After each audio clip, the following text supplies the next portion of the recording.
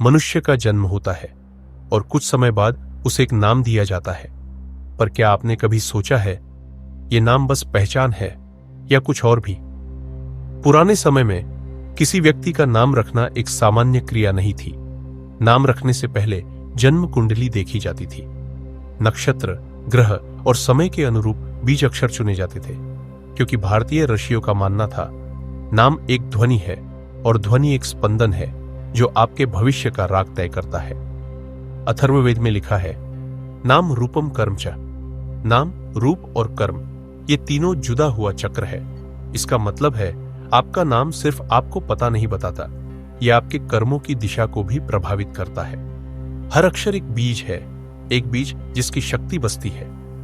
हर अक्षर आपके शरीर और आत्मा के एक तत्व से जुड़ा है, और जब आपका नाम बार बार बोला जाता है तो ये बीज वाइब्रा करते हैं और वो वाइब्रेशन आपके अंदर एक छुपी हुई फ्रीक्वेंसी जगाता है।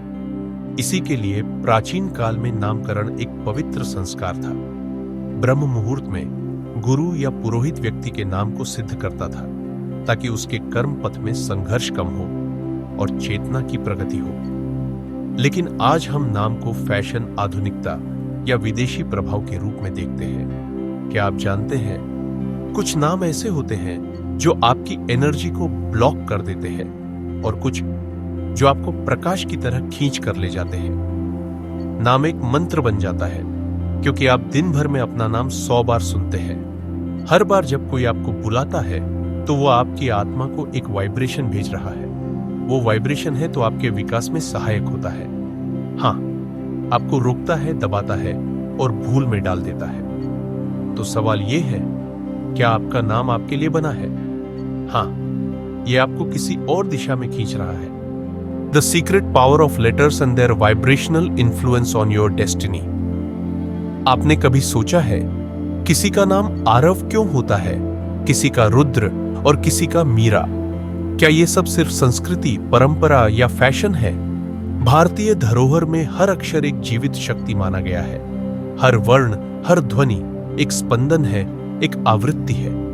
प्राचीन मंत्र विद्या में कुछ अक्षरों को बीज अक्षर कहा गया है। बीज यानी बीज रूप में छुपी हुई ब्रह्म शक्ति।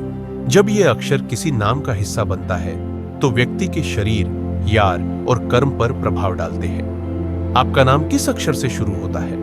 वो आपके अस्तित्व के किसी एक तत्व से जुड़ा होता है। भावनाओं से जुड़े लोग गहरे मन, सहनशील।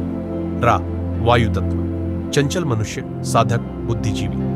श, आकाश तत्व, रहस्यवादी, आध्यात्मिक मार्गदर्शक और दूरदर्शी। इसका मतलब आपका नाम आपके तात्विक प्रकृति का संकेत देता है, और अगर आप गलत अक्षर से जुड़ गए तो आप खुद को पहचान नहीं पाते। नाम के अक्षर के स्पंदन से आपकी कुंडलिनी ऊर्जा तो जागृत होती है, हाँ, प्रशांत हो जाती है। ये बात पर निर्भर है कि आपका नाम आपके आध्यात्मिक डिजाइन के लिए क्या अनुकूल है या नहीं। उदाहरण के लिए, कृष्ण में क्री, क्रिया ऊर्जा, क्षणा, ज्ञान और मन की स्थिरता।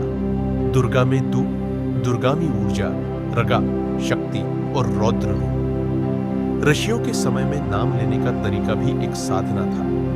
नाम को उच्चारण करने से पहले मन को शांत किया जाता था, क्योंकि वे जानते थे जिस तरह से आप किसी व्यक्ति का नाम लेते हैं वही उसकी ऊर्जा में प्रवेश करता है। इसी के लिए प्राचीन गुरु अपने शिष्यों के नाम स्वयं रखते थे।